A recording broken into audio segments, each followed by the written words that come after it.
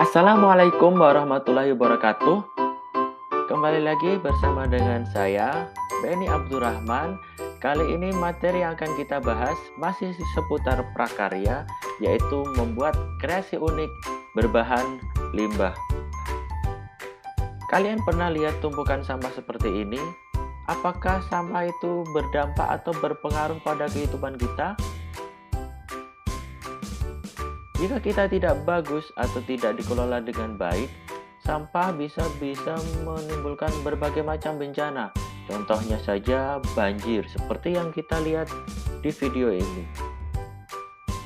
Kalau kita lihat secara definisi, arti dari sampah atau limbah itu adalah bahan yang sudah dibuang dari hasil aktivitas manusia sehari-hari, atau bisa juga proses alam yang dia itu tidak memiliki nilai ekonomis atau sudah tidak berguna lagi.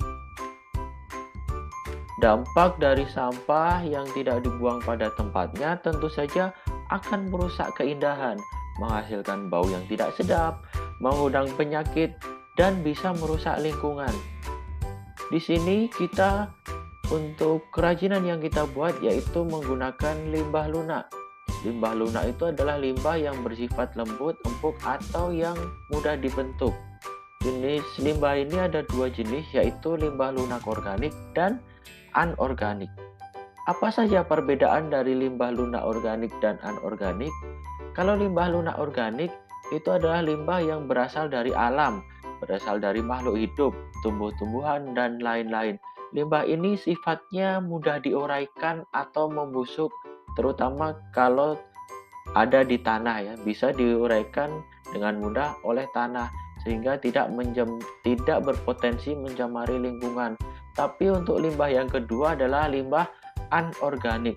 Limbah ini sifatnya sulit terurai atau kalaupun bisa terurai membutuhkan waktu yang lama. Contohnya saja plastik dan lain-lain ya.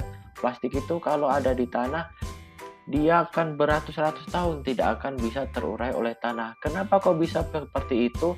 Karena limbah anorganik ini berasal dari bahan olahan dengan campuran zat-zat kimiawi. Limbah sendiri kita bisa bagi berdasarkan wilayah-wilayah asalnya. Contohnya limbah yang berasal dari pegunungan, limbah yang berasal dari pantai, limbah yang berasal dari pertanian, dan limbah yang berasal dari perkotaan. Contohnya apa ya limbah yang berasal dari perkotaan? Seperti plastik, botol, dan lain-lain. Limbah-limbah yang dihasilkan oleh masyarakat kota. Kalau yang limbah dari pertanian adalah limbah yang berasal dari sisa-sisa hasil panen. Contohnya limbah dari kulit jagung, jerami, kemudian batang jagung, dan lain-lain. Limbah dari pegunungan. Yang berada di pegunungan itu limbahnya apa? Contohnya sabut kelapa, buah-buahan, dan lain-lain. Kemudian limbah dari pantai, limbah-limbah yang dihasilkan oleh aktivitas pantai. Kemudian selanjutnya kita masuk ke proses pengolahan limbah ya. Dalam proses pengolahan limbah ada beberapa tahapan. Yang pertama adalah pemilahan limbah. Sebelum didaur ulang, limbah harus diseleksi mana yang bisa digunakan, mana yang bisa dibuat jadi kerajinan. Tidak semua limbah itu bisa dijadikan kerajinan. Jadi kita perlu memilih. Setelah kita pilih, kita lakukan pembersihan, bisa dicuci dan lain-lain. Contohnya kulit jagung dibersihkan dari rambut-rambut atau tongkol jagung yang ada ya. Jadi kita cukup mengambil kulit jagungnya saja. Selanjutnya setelah dibersihkan kita lakukan pengeringan. Kalau dicuci tentunya kan basah, atau limbah-limbah yang basah kita harus dikeringkan. Bisa menggunakan sinar matahari atau kita bisa menggunakan pemanas yang lainnya. Tujuannya tentu saja agar kadar airnya dapat hilang sehingga bisa lebih awet, tidak berjamur dan lain-lain. Kemudian setelah kita bersihkan kita bisa warnai. kita warnai sesuai selera ya. Sesuai selera kita mau warnai apa. Ini adalah sesuai selera, bisa jadi kita bisa warnai atau tidak. Setelah diwarnai kita keringkan ya. Setelah diwarnai kan dia ada cat, biasanya pakai cat, itu harus dikeringkan. Kemudian setelah diwarnai, dikeringkan, kita haluskan atau kita lakukan finishing. Menghaluskan ini bisa digunakan setrika, bisa digerinda atau diamplas. Setelah proses pemilahan limbah tadi, kita perlu tahu prinsip kerajinan ya. Prinsip kerajinan adalah sesuatu hal yang harus kita perhatikan untuk membuat kerajinan yang bagus. Ada 4 prinsip kerajinan yang harus diperhatikan. Yang pertama adalah kegunaan atau utility. Artinya apa? Produk kerajinan harus mengutamakan nilai praktis, yaitu dapat digunakan sesuai dengan fungsi dan kebutuhannya. Contohnya dompet yang digunakan untuk menyimpan uang. Yang kedua, prinsip kerajinan yaitu kenyamanan atau comfortable. Produk kerajinan menyenangkan atau memberi kenyamanan bagi penggunanya. Contohnya apa? Cangkir. Cangkir yang ada pegangannya. Agar apa? Agar nyaman ketika minum panas. Jadi kita tidak kepanasan, cukup memegang gagang cangkirnya. Yang selanjutnya adalah keluasan atau flexibility. Kerajinan harus memiliki keserasian antara bentuk dan wujud benda dengan nilai gunanya. Contohnya sepatu. Sepatu itu kalau kita lihat pasti sesuai dengan anatomi kaki. Bentuk kakinya seperti apa? Apakah ujungnya lebar, belakangnya sempit, dan lain-lain. Selanjutnya adalah keamanan atau safety. Benda ini tidak boleh membahayakan pemakainya atau istilahnya aman lah ya. Kerajinan contohnya adalah mangkok. Mangkok kan untuk makan. Kalau untuk makan tidak boleh ada zat-zat yang membahayakan bagi orang yang menggunakan wadah tersebut. Nah, jadi keamanan atau safety harus diperhatikan. Jadi ada 4 prinsip yang harus diperhatikan, yaitu yang pertama adalah keamanan, kenyamanan, kemudian keluasan, dan juga kegunaan atau utility. Jadi 4. Kemudian yang selanjutnya adalah tahapan pembuatan kerajinan. Setelah kita mengetahui prinsip-prinsip tersebut, tahapannya apa saja? Ada perencanaan, meliputi kebutuhan, identifikasi kebutuhan, dan juga penemuan ide atau gagasan. Setelah ide atau gagasannya ketemu, dilakukan pelaksanaan. Mulai dari menyiapkan bahan, menyiapkan alat, kemudian membuat kerajinan. Setelah itu bisa kita lakukan evaluasi. Evaluasi ini adalah melakukan pengujian terhadap karya yang sudah dibuat.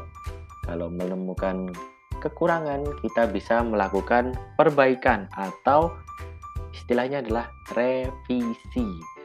Di evaluasi ini kita harus memperhatikan keselamatan kerja. Jadi dari proses-proses tersebut aman atau tidak bagi pembuat kerajinan itu sendiri.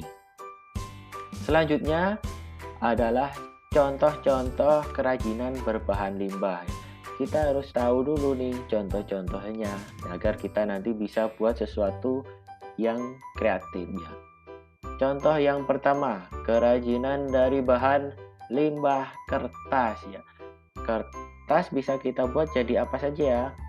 Yang pertama kita bisa lihat di situ ada bingkai foto, ada pot tanaman bunga, ada jam dinding. Di sini teknik yang digunakan adalah digulung. Selain digulung, sebenarnya kertas ini bisa banyak sekali variasinya ya. Bisa dianyam, bisa dilipat. Kalau dilipat namanya origami. Bisa dibuat bubur kertas dan masih banyak lagi. Contoh yang kedua adalah contoh kerajinan dari bahan limbah plastik. Limbah plastik ini meliputi botol plastik kemasan, botol minuman gelas, dan lain-lain. Produknya pun bisa bervariatif, tekniknya juga bervariasi. Contoh yang pertama adalah tas yang dibuat dari kemasan minuman. Kemudian ada wadah minuman botol, wadah minuman gelas yang berasal dari limbah minuman gelas juga. Yang selanjutnya juga bisa dibuat sebagai mainan. Kemudian bisa dibuat sebagai tempat pensil, dan yang terakhir adalah miniatur bunga atau bunga-bungaan. Kemudian yang selanjutnya adalah contoh kerajinan dari limbah yang bersifat limbah kulit jagung bersifat organik karena berasal dari tumbuh-tumbuhan atau tanaman. Tanaman jagung atau kulit jagung itu bisa dibuat jadi bunga-bungaan atau boneka. Dari limbah kulit jagung ini banyak sekali kerajinan-kerajinan